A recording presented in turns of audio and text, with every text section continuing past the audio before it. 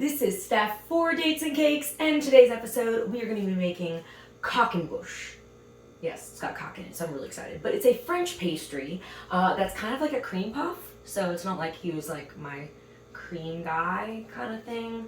And we, or just me, dabbled back in the French pool. But you know, it's kind of like a Puff the Magic Dragon. He's fictional. So let's get started with our pastry. I have to take you back to the year 2019, where this story began, because we matched on Tinder because I was trying to be, Tinderella, always getting undressed for the balls. And he was someone that was married. And he didn't let me know that till like a year into us talking. But there's a Dates and Cakes, so obviously we kept talking. He was very adamant that it was a green card marriage. And they're just like playing, by the rules kind of thing. And, he lives his own life, travels. They tried to make it work, but it's weird. And then COVID happens, right after 2019. And then they had to like sue each other and, as divorce goes, and all these things. And so, it's not like I'm not talking to other people. There's definitely been Dates and Cakes since then. But the conversation was cool, and we both traveled. And so we were just, seeing if things melted together. We're gonna go ahead and add our flour now that we're simmering over here. So there were all kinds of conversations about travel and about his wife and how that situation's going, because it was just so peculiar to me. But the traveling fool that I am, I wouldn't put it past me to do that. I don't know where I would want citizenship that badly, but sounds like an adventure. And the romantic in me was like, but what if it turns into love? So I was very intrigued about that, and so we kept in touch probably until like 2021, and then no communication for 2 years. So, I'm doing my thing. I'm not going to beg someone to talk to me. So that was it. And then at the very end of 2023 was when he must have been salty seeing all my travel things, because he was like, wow, you're in Bulgaria a lot. And I was like, oh, I live here now. And he's like, what? And, he told me that he had the divorce and this, that, and the other, and then would compliment my pictures, all this stuff. And so by the end of 2024, I was going to a wedding for one of my best friends, and I was a maid of honor, so it kind of had to be in attendance. And he just kept messaging me and was like, please let me know when you're in Dallas, please let me know. And I was like, I don't tell people I'm in Dallas. I have, not to be vain, but I have a lot of friends there. I'm not trying to get dick down in Dallas anymore. I'm good. So, not those kind of friends. So, he convinced me that I just really want to take you out, this, that, and the other. So it was really sweet. He drove from like one really far city to another, and then brought me on a date that he didn't plan. He didn't know where we were going, and I was like, well, Google knows like that city since you don't know it. But I was like, all right, I get to pick where we eat, whatever. So the date goes really well, of what I remember. We had 3 margaritas, and we're in Texas, baby, so they were like this big. And, me being me, I shot down the first one. And then he tried to keep up. I'm like, I say that's mistake number 1. And then there was live music, so I was dancing by myself. I didn't care. He was like, I don't dance. And I'm like, did I ask you to dance? And then, of course, he started dancing with me, and then we made out. So, first date, I guess, left an impression, because he was like, okay, well, when am I going to see you again? Like, we started talking, and the conversation was great for like 2 weeks. Like, we would talk almost every day. He's got a lot of hobbies. So I was like, oh, okay, like, I get it. And then it just got to the point where he would just kind of ice me out, and I was like, I don't want to do this. So I was like, hey, like, don't really love like the communication right now. And he was like, oh, okay. Nothing changed. Again, I'm like, hey, like, And I'm traveling the world. I'm changing time zones and everything. And we only ever talked really late at night. So like 3 a.m. his time, like 7, 11 a.m. my time of whatever country I was in Europe or the Middle East. And so we go on 3 different times where we are, I'm like, the communication's not working. Like, I had just read like a psychology book about like attachment, and I was like, honestly, like me having needs doesn't make me needy, but you can't really meet them. And he was just like, okay, well, like, let's talk about this. And I'm like, what? And I guess I just like felt like the Taylor Swift line where she's like, I was bracing for the goodbye, and you ran out and followed me in the street. Yeah, it was like that. Told you, throwback. So now we're gonna whip this. Whip it real good. Okay, now we're going to the next stage of our dough for the pastry.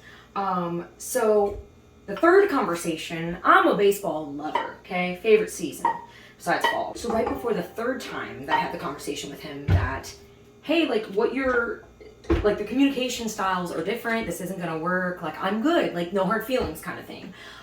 He made a big to-do about how Americans, we're gonna let this go for 8 minutes, cast too wide of a net when they're dating. And I was like, are you talking about the worldwide net? Or are you talking about the fish nets that is something put under my holy jeans? And he was very adamant about me only talking to one person, meaning him. Whatever the French translation is for that. And I was like, okay. I mean, that's something I don't usually do, especially someone I've met once. But I thought things were gonna go crepe, so I agreed. And then I guess it was a half at that point. Third and a half time we had the conversation because I'm, apparently not playing baseball. He booked a trip to come see me. And I live on the East Coast. He lives in Texas. And I kept saying, okay, like 3 days sounds good. He booked 6. That's how long it took God to create the world. Like, what? And then on the 7th he rested. I don't know if I'll still be here on the 7th day after 6. I don't know if I could do 6 days with my sister. Like, and then also, like, we weren't great when he booked that. So I was just very confused with the whole thing. I